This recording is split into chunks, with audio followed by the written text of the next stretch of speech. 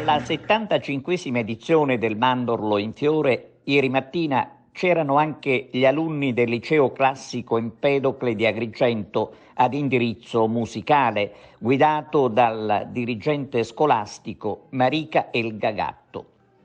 A vedere sfilare i giovani musicisti composti e col passo sincronizzato a quello del loro maestro Carmelo Farrugia è stato davvero un piacere e anche l'occasione per gustare la loro musica. Dicevamo del passo sincronizzato, cioè la marcia al passo, che ha dato un tocco di eleganza alla sfilata degli alunni del liceo conclusa al Viale della Vittoria davanti alla Villa Bonfiglio, tra due ali di folla. I ragazzi del liceo agrigentino ad indirizzo musicale avevano già preso parte venerdì sera alla fiaccolata.